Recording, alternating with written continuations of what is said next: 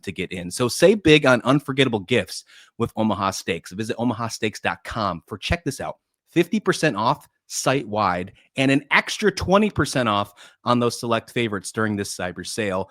And wait, there's more. Holy cow. And for an additional $35 off, you can use our promo code COLLEGE at checkout. That's omahasteaks.com, promo code COLLEGE. Terms do apply. See site for details.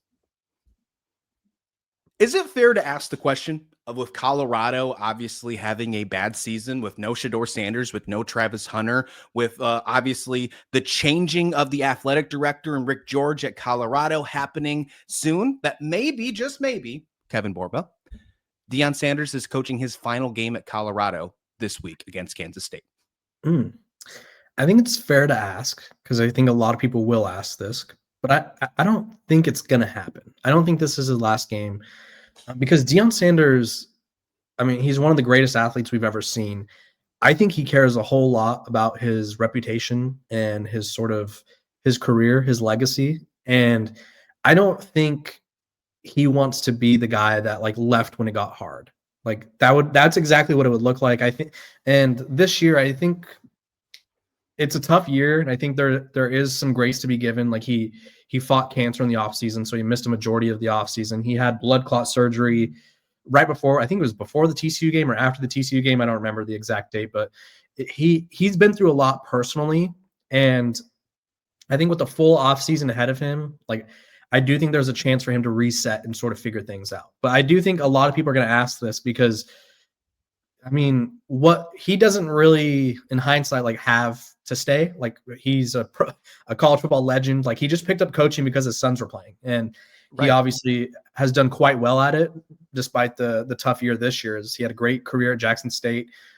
He went from 1-11, or before he took over Colorado was 1-11, quadrupled their win total the next year, and like he's done a lot for Colorado. And whether people want to admit that or not, he has. And he doesn't need to coach. But I do think, and people don't realize this, is he's an empty nester now. All of his kids are, Shedeur's off to the NFL. Shiloh is pursuing an NFL career and also big in the streaming game right now. The only son that's with him still is Deion Jr., who does the social media content. And I would assume he doesn't live with them. So I think this gives him a purpose in a way. And I'm not saying he didn't have a purpose, but it does give him something to look forward to, and he gets him a chance to be around football. And so I don't think he's going to leave. And quite frankly, I think he had the best chance to leave last year. Like last year would have been the chance. Like both of his sons left. He had cancer, and none of us knew. Like that was the ultimate sort of like, if he was going to leave, why not do it then? So I think he hangs around and tries to turn this around. Do you think anything to do with Rick George, the athletic director of Colorado, stepping down will have any impact on the future of Deion Sanders? He is the one that hired him. Yeah, I thought it would. As soon as I heard that, well, I won't say as soon as I heard that, because we knew that Rick George was done soon. He never re-upped his contract. If Rick George didn't stay with the program, because he's going to move to some upper advisor role, so he's going to still be around, and he's still going to be involved. He's just not the AD. If there was no Rick George, I'd be concerned, because Coach Prime has essentially made it sound like he won't coach if Rick George is there. So Rick George is still around. I do think that it adds a little bit of pressure, though, because there's a new AD, whoever it's going to be, and assuming it's not someone that's already associated with the program, like whoever comes in didn't hire Deion Sanders. So we all know how the new AD sort of works with the coach. It's like, okay, well, my job is tied to yours. So if you don't do yours well enough, I get in trouble. And since I didn't bring you in, like I have no ties to you. So that'd be my only sort of hiccup with the AD there. For this offseason for Kansas State, I am honestly, I don't know of a better word than saying worried or concerned about retention for some of the key players like Avery Johnson, Jace Brown, Lincoln Cure, some of those players. I'm concerned because last year they focused on that retention route after only getting to the Rate Bowl win against Rutgers, but they started the season really strong, 7-1. They could market the fact that they were going to be a better team, and obviously didn't work out this season. If they try to make that same retention model, that same retention hook and the hook, right? I think it'll be really tough for them to do so. So I'm concerned. What does your offseason look like for Colorado? Are you worried about losing key players? Do you think it's going to be a busy transfer portal season for you? What do you think it's going to be for you? Yeah, I think everyone in college football is going to look at Colorado, and if they haven't already, I'm sure Kansas State is already dealing with this as well, and we probably just don't know it. Um, Programs are already in contact with players. Like Oh yeah. I saw a report, I think it was yesterday or today, and it was like, be ready. The portal opens on January 2nd, and guys are going to commit instantly. And it's like they've already been talking. And so there is this like underlying concern. Like Jordan Seaton is a first round pick at left tackle, and he's going to be a first round pick wherever he goes. Like he could stay at Colorado and he'll be a first round pick. But he could also possibly get a check somewhere else and go contend for a title next year. I don't know if Colorado is going to be contending for a title next year. I would probably say chances are they aren't. Like they're probably going to be more geared towards making a playoff run or making a Big 12 title run. Like that's their goal. I'm sure everyone's goal is to win, but we have to be realistic at times. Unfortunately, Omarion Miller is a wide receiver who, quite frankly, is one of the best wide receivers in the country, and it feels like he's the best kept secret in the Big 12 because Colorado's not that good. I think if Colorado was good, he would be getting a lot of buzz. I think a lot of teams, like say a Texas, who may need a receiver, or a team like I don't know, like Florida is going to want to revamp their offense, and LSU, same thing. Like there's going to be a lot of big programs in need of offensive linemen, receivers, and then Julian Lewis, who we talked about earlier.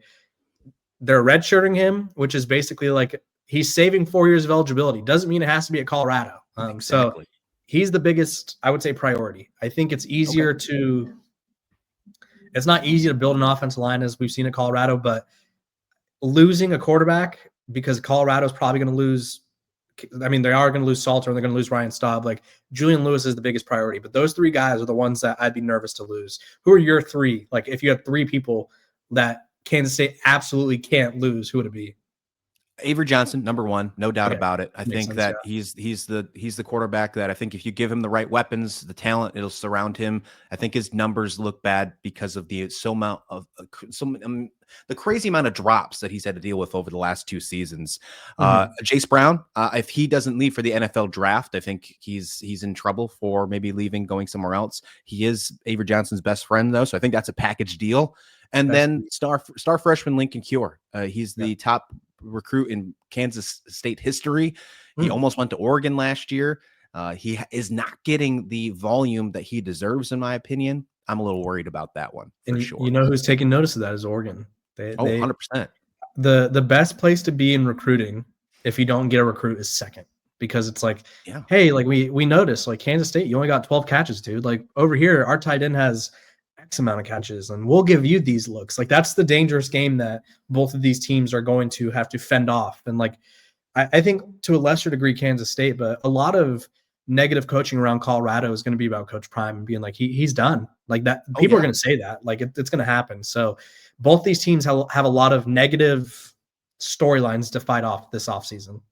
I agree completely. Any predictions for the game on Saturday? Maybe a score prediction or just maybe your thoughts on it?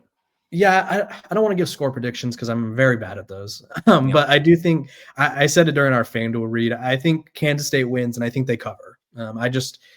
This Colorado team is beaten up. I think they all want to be done. And like, if quite frankly, like I had a former Colorado player on my podcast, and he was talking about how you'd be surprised in college football how many guys essentially quit on the team when you're not playing for anything. It's just like they're looking for their next career. They're looking for like what's next or whatever, and they're just kind of over it. And I feel like Colorado's at that point. So I think Kansas State wins, and they win big.